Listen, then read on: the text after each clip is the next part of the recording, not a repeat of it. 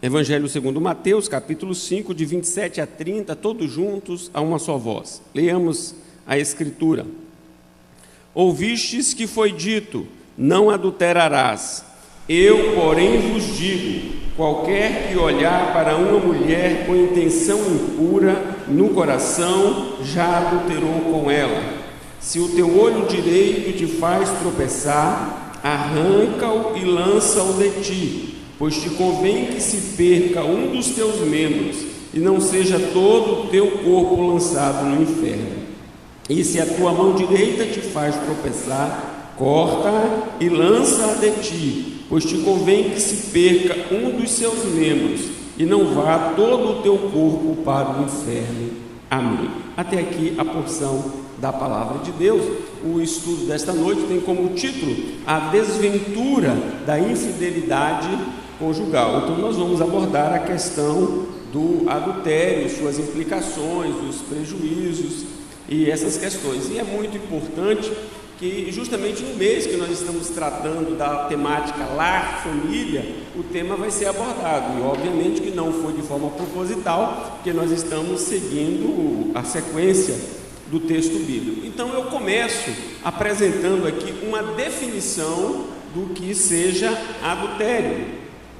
Adultério é um intercurso sexual voluntário ou pensamentos voluntários sobre essa atividade entre uma pessoa casada e outra que não é seu parceiro conjugal. Então você vê pela definição a questão de ser voluntário, você vê pela definição que não se trata apenas da consumação da prática, ou seja, do ato físico, envolve também essa questão da mente, de ceder aos pensamentos, à imaginação, e diz a definição que se trata de uma ação que então ela está à parte do relacionamento com o cônjuge, com o parceiro conjugal. Então essa é uma definição muito apropriada a respeito do que seja adultério. É um intercurso sexual voluntário ou pensamentos voluntários sobre essa atividade entre uma pessoa casada e outra que não é o seu parceiro conjugal. E agora então eu desafio vocês a uma reflexão a respeito da nossa sociedade, da posição da nossa sociedade com relação à questão do adultério. Como a nossa sociedade vê, enxerga, analisa a questão do adultério. No passado, já foi considerado crime. Era um crime a prática do adultério. O adultério era um ato de vergonha, era um ato pecaminoso, era algo que efetivamente trazia consternação e efetivamente pode e deve continuar sendo considerado como dano social. E aqui eu vou usar dano social de forma mais aberta e não especificamente como os estudiosos aplicam. Por que, meus amados irmãos?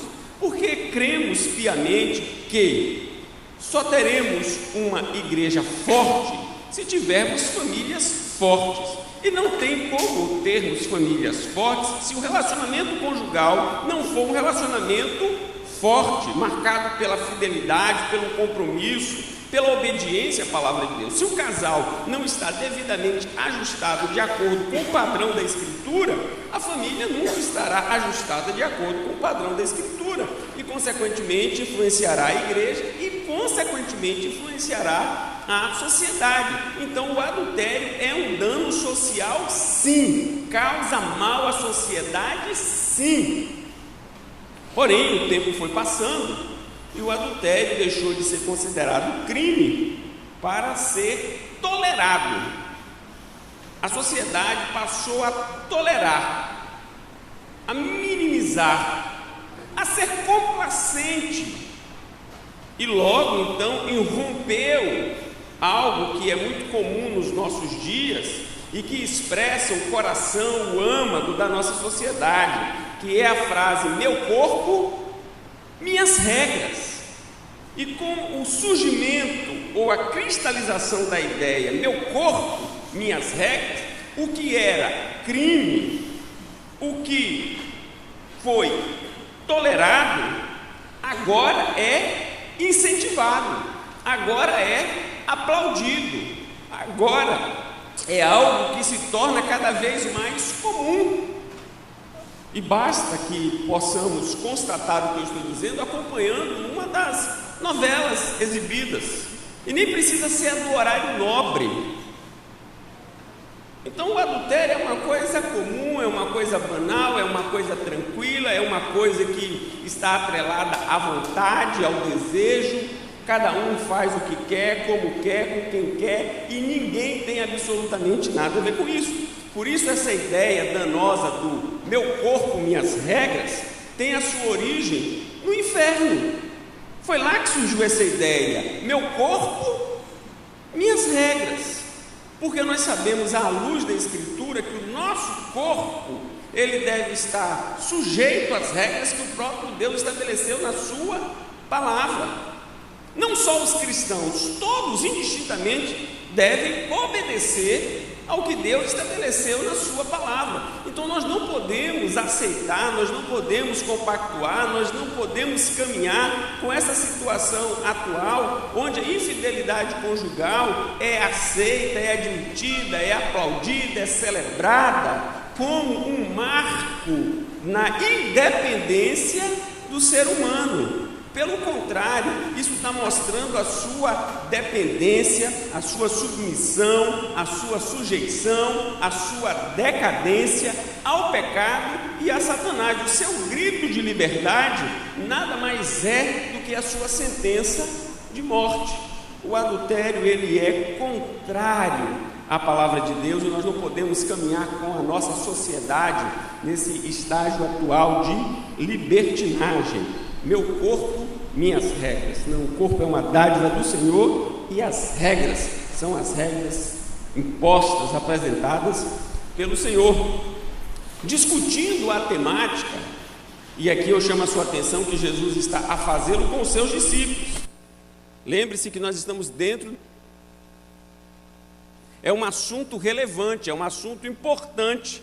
Ele está no decálogo, na lei moral. E o Senhor Jesus, então, agora está trazendo novamente para que seja o tema refletido, analisado pelos seus discípulos, não na perspectiva reducionista dos religiosos, com quem o Sermão do Monte, neste momento, está fazendo o contraponto, porém, sob a ótica de Jesus Cristo, Filho de Deus, que vai nos apresentar o sentido mais amplo, o sentido mais concreto, o sentido mais perfeito da abrangência do texto bíblico. Enquanto os fariseus estavam reduzindo a uma questão praticamente literalista, o Senhor vai apresentar como o mandamento ele se expande, como ele se torna abrangente e como ele envolve tantas áreas. Então, tendo abordado o sexto mandamento, não matarás, e já tendo mostrado que você não somente intenta contra a vida de outrem, quando efetivamente comete o homicídio, mas quando também você está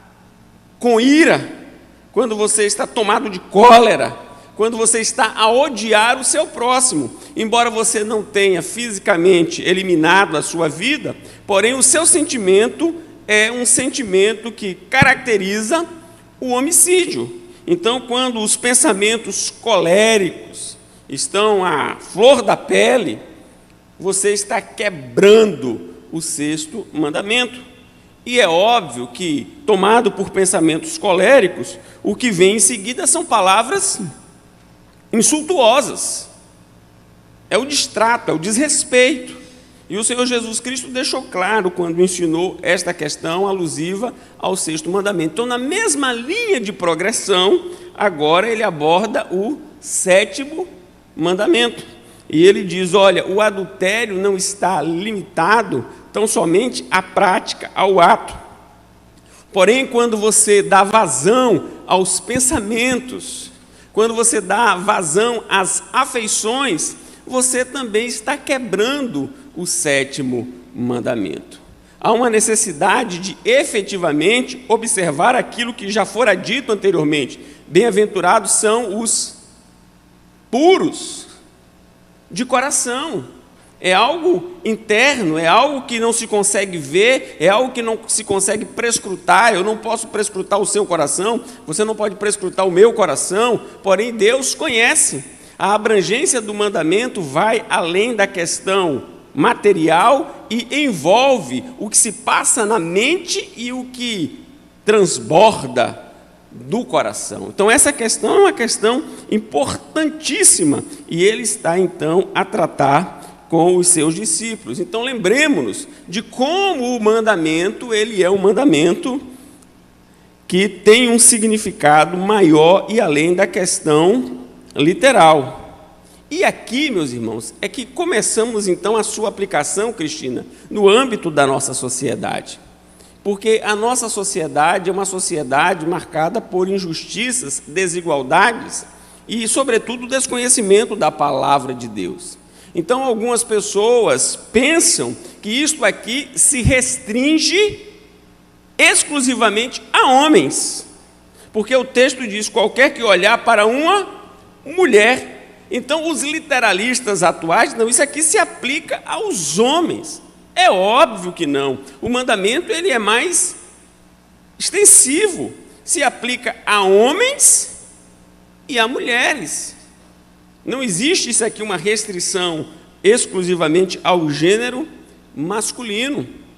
Isso aqui não tem um limite no que diz respeito à faixa etária, para que haja da nossa parte uma compreensão, uma tolerância com os mais jovens. Não, com relação aos mais jovens, isso é da idade, isso é uma fase, isso é natural, é assim mesmo. Com relação aos idosos, com relação aos maduros, não. Não existe isso, meus amados irmãos. Não tem faixa etária aqui. Todos estão envolvidos, abarcados pelo mandamento. Não tem também uma questão cultural, porque há sociedades que vão privilegiar os homens.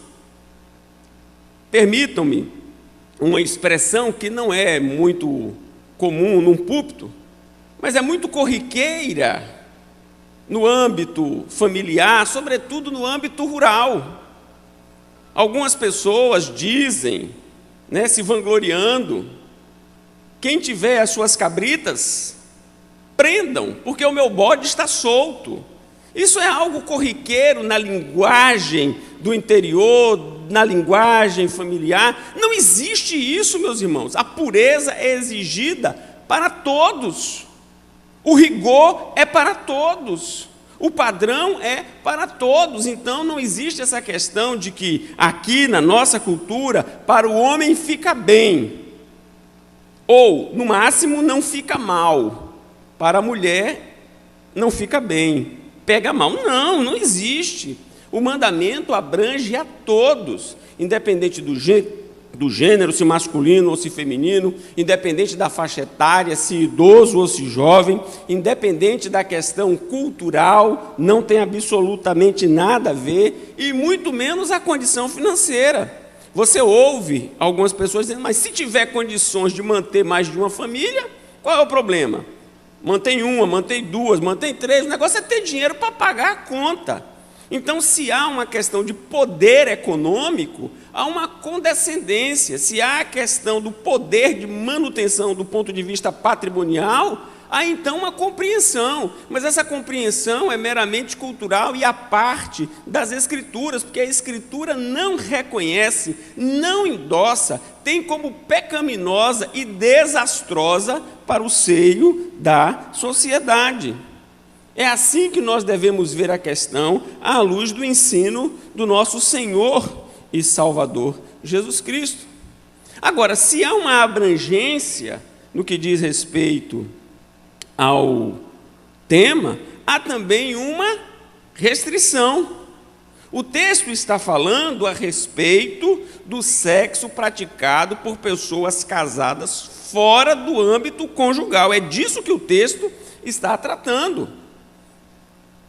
A Bíblia não está a afirmar, e em nenhum momento afirmou, que sexo é uma coisa pecaminosa, que sexo é uma coisa ruim, que sexo é uma coisa que deve ser encoberta, escondida, que o sexo não glorifica a Deus, pelo contrário, praticado no âmbito da união conjugal, o sexo é uma bênção, é uma dádiva de Deus para a glória do seu nome e cumprimento da sua palavra, da sua ordenança, do seu propósito. Não há por que ter vergonha de falar a respeito do tema à luz das Escrituras e debaixo, então, do ensino geral da palavra de Deus.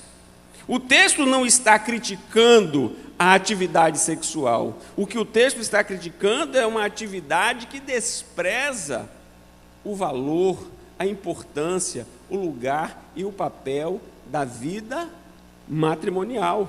Quando nós abrimos a Escritura em Gênesis, no capítulo 1, versículos 27 a 28, lemos: criou Deus, pois, o homem à sua imagem.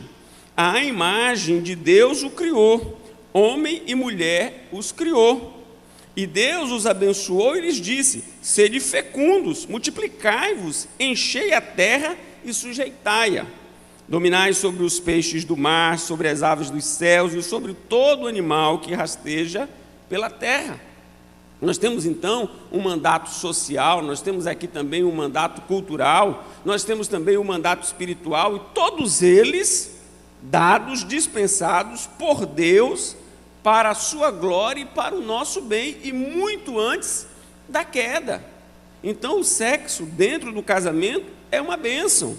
Ainda em Gênesis, no capítulo 2, versículos 24 a 25, o texto diz: por isso deixará o homem pai e mãe e se une à sua mulher, tornando-se os dois uma só carne.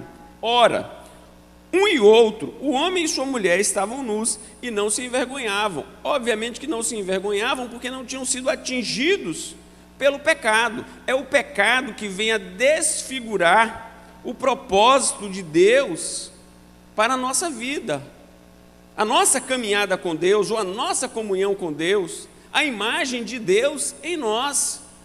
E nós precisamos, então, pela graça santificadora do Espírito, buscar a cada dia a restauração desta imagem por meio da santificação, da obediência, da vida com Deus, que é o que comumente nós chamamos de santificação. Então, a santificação é algo que deve ser presente na vida conjugal. A vida conjugal não está à parte do trabalho de santificação, da obra santificadora do Espírito de Deus.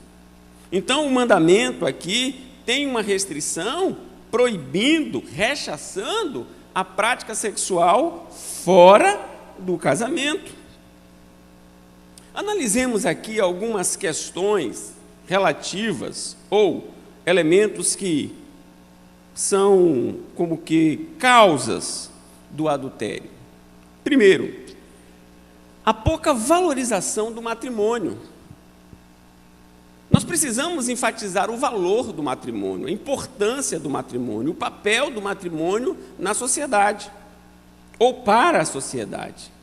É comum, Leandra, ouvirmos o seguinte: bom, faremos uma tentativa, se não der certo, separa.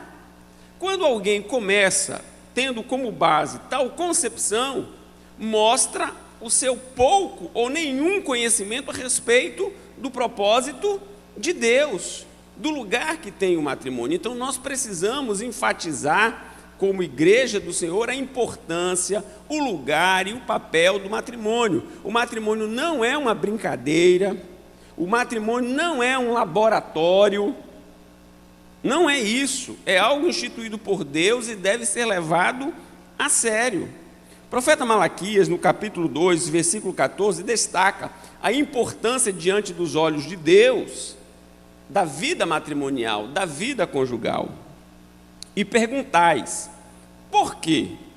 Resposta: porque o Senhor foi testemunha da aliança entre ti e a mulher da tua mocidade, com a qual tu foste desleal, sendo ela a tua companheira e a mulher da tua aliança.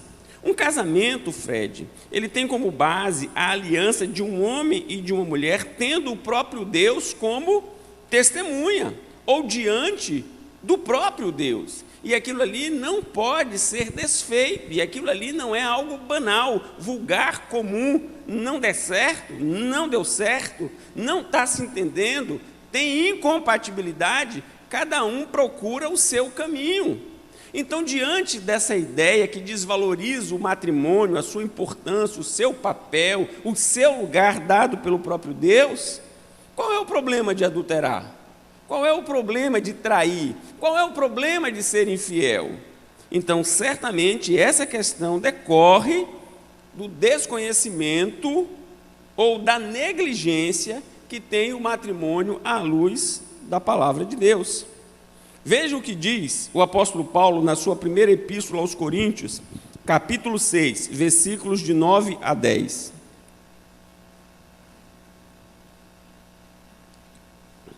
Ou não sabeis que os injustos não herdarão o reino de Deus?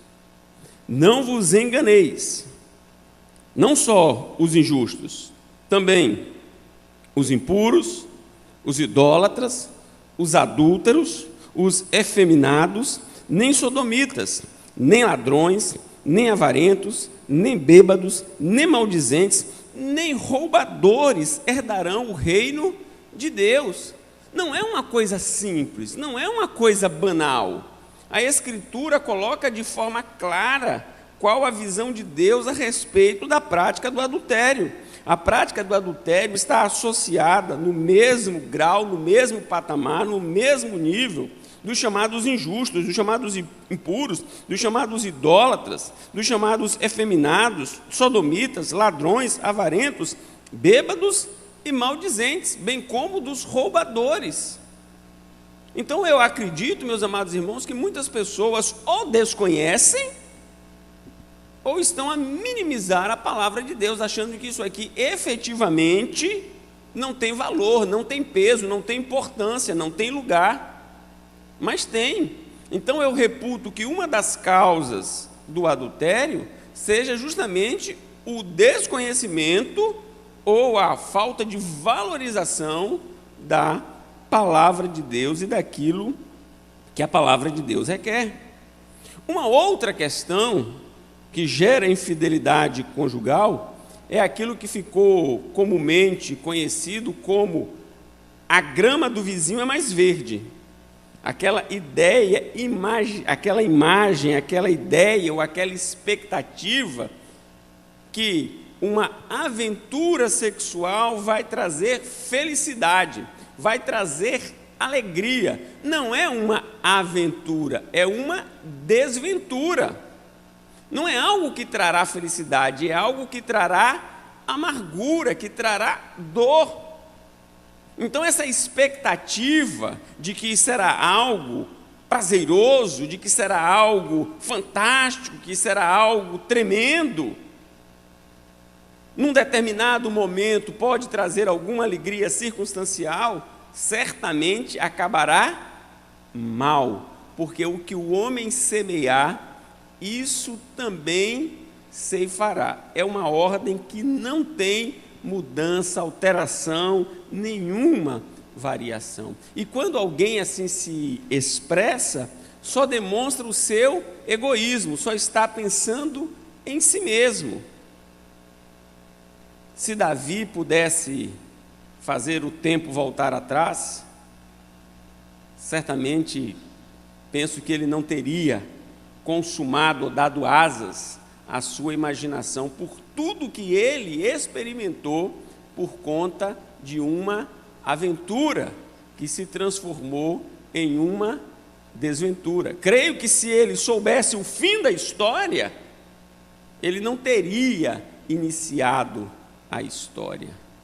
Ela sempre se mostra doce, bela, fascinante, escondendo a sua face mais terrível, mais dolorosa, mais pavorosa. Então, falsas expectativas, idealizações, imaginações, conjecturas, se transformam então em elementos que vão impulsionar a prática do adultério.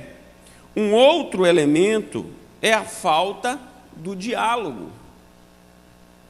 E não pensem os irmãos que isso não acontece no âmbito da igreja, só acontece lá fora. Meus amados irmãos, os índices lá fora são alarmantes.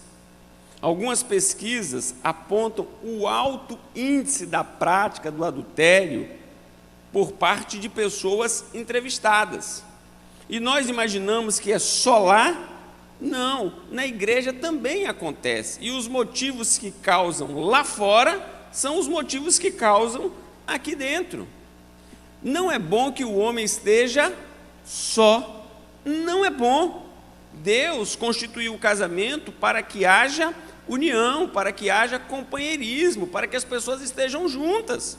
Quando as pessoas estão apenas juntas fisicamente e distantes, afetivamente e distantes nos propósitos, nos projetos, está abrindo uma brecha para que uma terceira pessoa se interponha.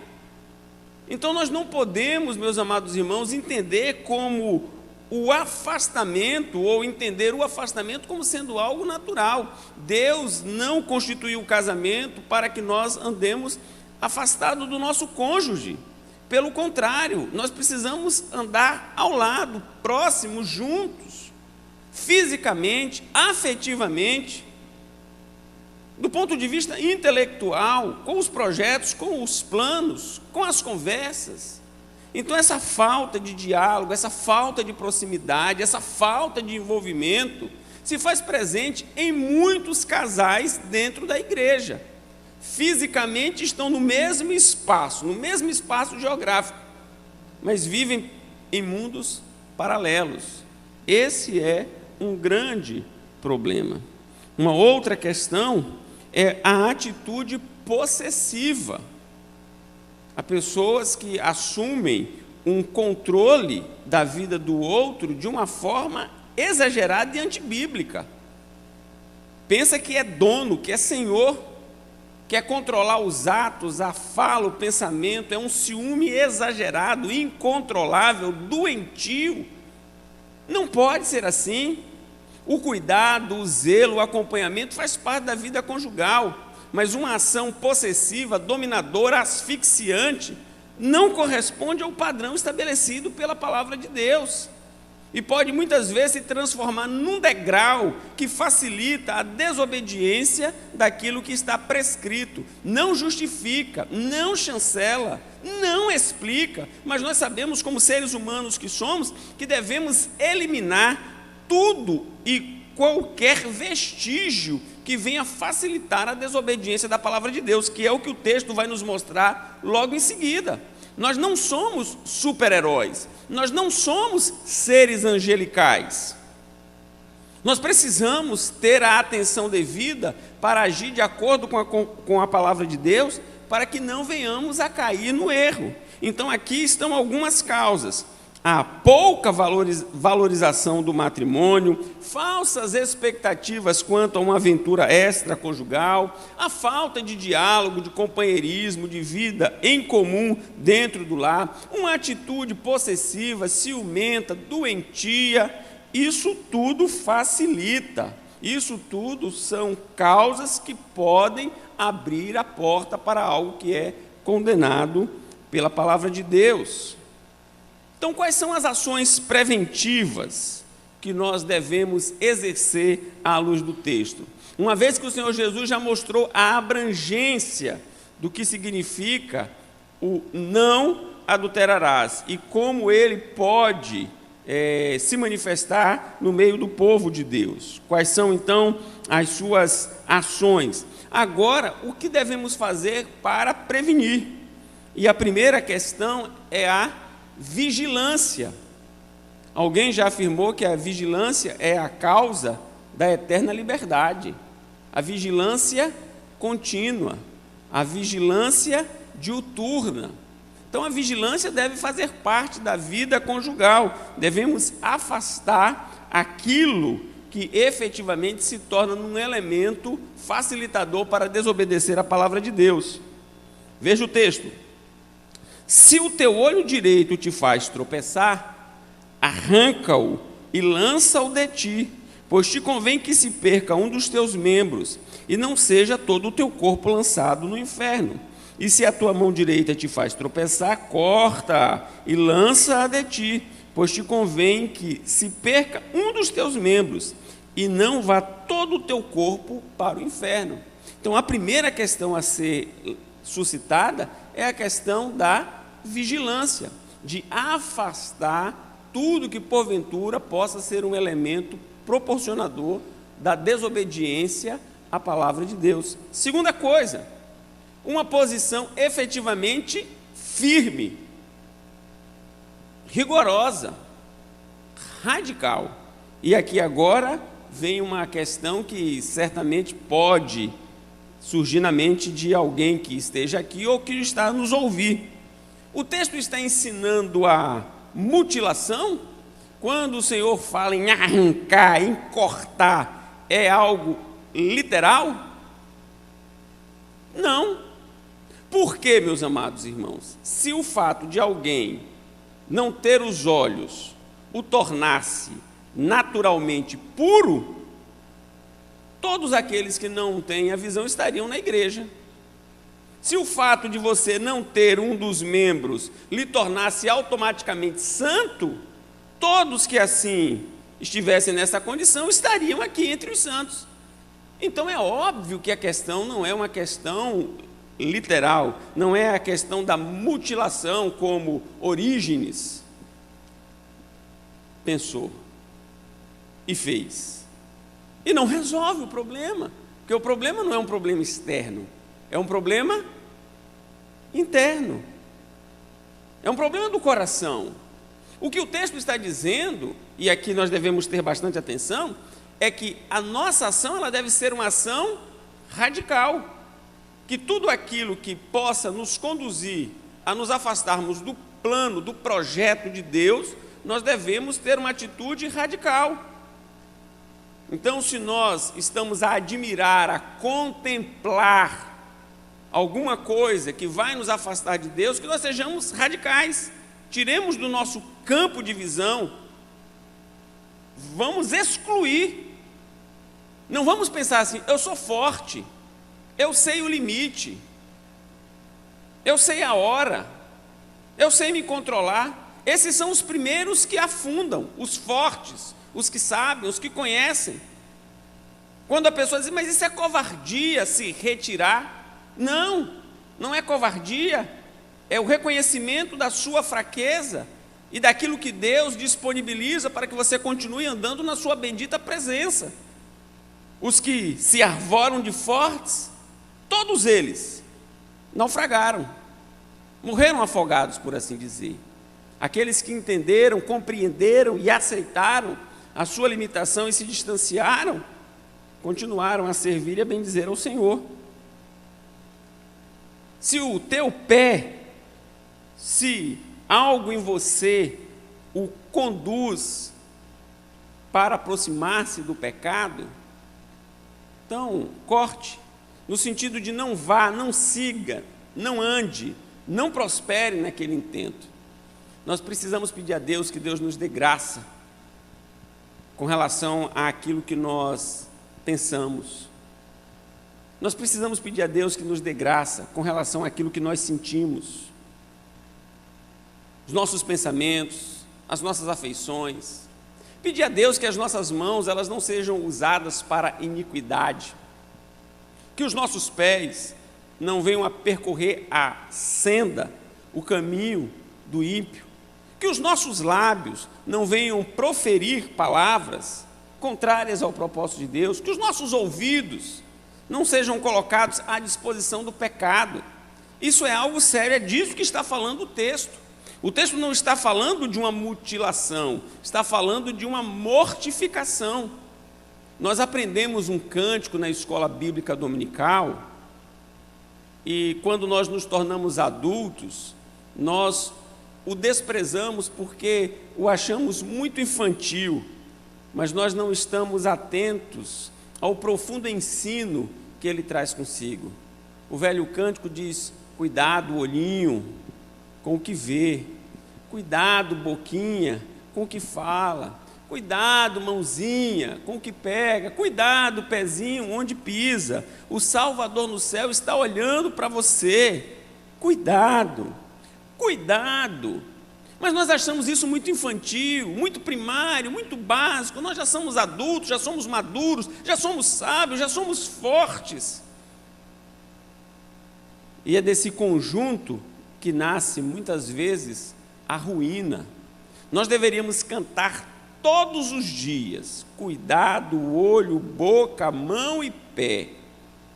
Cuidado, cuidado, ouvido. Cuidado, coração. Cuidado, mente. Cuidado. É disso que o texto está falando. Tem uma ação radical, tem uma ação pronta, tem uma ação firme. Se desvie do pecado. O apóstolo Paulo, escrevendo aos Colossenses, no capítulo 13, versículo 5, falando sobre a mortificação, ele diz: fazei, pois, morrer a vossa natureza terrena. O que é isso? Prostituição, impureza, paixão lasciva, desejo maligno e a avareza, que é idolatria. O que é que nós devemos fazer com relação a estas coisas? Deixar morrer, fazer morrer. Fazer morrer é mais do que deixar morrer. É você ter uma participação ativa nessa questão. Mateus capítulo 15, versículos de 18 a 20, diz assim: mas o que sai da boca vem do coração, e é isso que contamina o homem, porque do coração procedem maus desígnios, homicídios, adultérios, prostituição, furtos, falsos testemunhos, blasfêmias. São estas as coisas que contaminam o homem, mas o comer sem lavar as mãos não o contamina. Então não é o fato de você amputar um dos seus membros que haverá de tornar o seu coração santo. O que tornará o seu coração mais santo é o fato de você se afastar de qualquer coisa que possa levá-lo para longe do propósito de Deus.